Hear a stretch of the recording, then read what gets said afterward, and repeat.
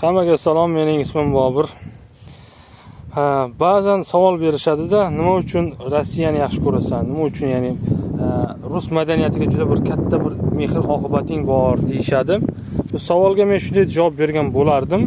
O'rtoqlar, biz SR haqida yomon narsa eshitmaganmiz. Yaqinlarimizdan, akalarimiz, otalarimiz, tog'a amakilarimizdan. Shunday ekan, SR tarixiga bo'lgan muhabbatim bu normal, men nazarimda. Ko'pchilik buni yaxshi ko'radi. Ko'pchilik buni o'sha vaqtda yaxshi edi deydi. Misol uchun-da. Rossiyaga nima uchun bu alohida haligi qilaman? Hozir men Rossiyani hozirgi shovinist haligisini hukumatini yoqtirmayman. Lekin bitta narsani bilaman-da, bizning baribir Rossiya bilan какой-то общийligimiz bor. Tushunyapsizmi? Общий qiziqishimiz bor. Va eng qizig'i kelajakdagi основной problemalarimizni imенно Rossiya hal qilib bera oladi degan tushunchaga egaman. Chunki biz Yevrosoyuzga yaqin emasmiz, xuddi Ukrainaga o'xshagan qo'shni emasmiz. Если что, mana bular bo'lmasa bular bor deydigan, tushunyapsizlarmi? Xitoyni o'zi ham bir tahdid deb qaraydi bizning xalqimiz. Hatto men unday qaramayman, hatto bu отдельный tema. Kelajakdagi eng katta problema nima yaqin 30-40 yil ichida desalaring, men sizlarga shuni aytishim mumkin. Eng katta problema kelajagimizda bu suv muammosi. Suv muammosi bu gerçekten juda kuchli bir problema. Nima uchun? Ko'pchiliklarga aytishlaring mumkin. Orol shundoq ham qurib bo'ldi-ku deyishlaring mumkin. To'g'ri. Orol qurib bo'ldi, lekin Orolda haligi tagidagi tuzlar bor-ku, qurib chiqayotgan tuzlar butun bir mintaqaga yoyiladi. Ya'ni biz o'sha cho'llashma haligisiga qarshi kurashishimiz kerak.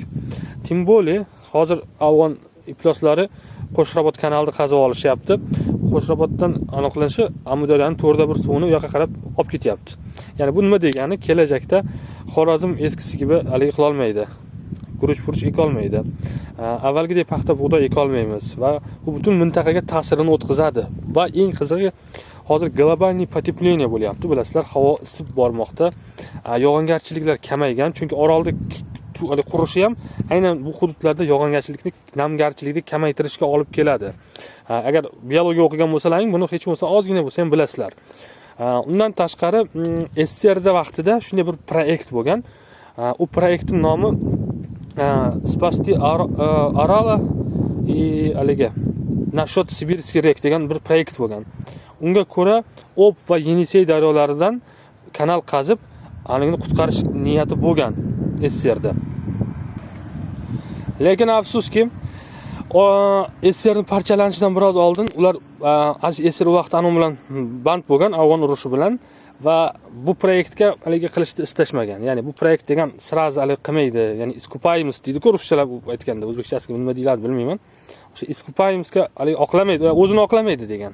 Bu degan слишком дорогой proyekt deganda u proyektni yopib tashlashgan. Lekin meni nazarimda kelajakda biz O'zbekiston, Qozog'iston va Rossiyaga iltimos qilib bo'lsa ham bu proyektni qaytadan tiklashimiz kerak deb o'ylayman. Chunki biz Orol dengizini battar qurishiga yo bo'lmasa quridi bo'ldi, endi buning imkoni yo'q deyish emas, aksincha. O'sha Sibirdagi daryolar, o'sha Yenisey va Ob daryosi eng sersuv daryolardan biri bo'lib, bularning suvini alinga olib kelish kerak baribir Orol dengiziga va bu hududlardan biroz bo'lsa ham namgarchilikni ko'tarishimiz kerak. Aks holda shuni aytib o'tay, sizlarga yaqin 30-40 yildan keyin biz soch soqolimizda o'qigan chol bo'lamiz. Katta bir problema bo'ladi suv. Shuning uchun mening shaxsiy fikrim, biz Rossiya bilan yomon bo'lishimiz kerak emas. Aksincha, biz Rossiya bilan yaxshi bo'lishimiz va ular bilan normalniy отношения o'rnatishimiz kerak. Chunki bu narsa faqatgina Rossiyani okey degan so'zi bilan bo'ladi. Tushunyapsizlarmi? To'g'ri, bu proyekt hozirgi kunda ham juda ham bir дорогой proyekt bo'lishi mumkin. Ko'pchiliklaring buni yo bu qimmat, bunaqa proyektga hech kim rozi bo'lmaydi deyishlaring mumkin. Lekin meni nazarimda qaytagi bir jinni qonunlar qilgandan ko'ra shu proyektni qilish meni nazarimda biroz bo'lsa ham mantiqli bo'ladi. Mayli. Bu temaga yana bir qaytaramiz biron kun.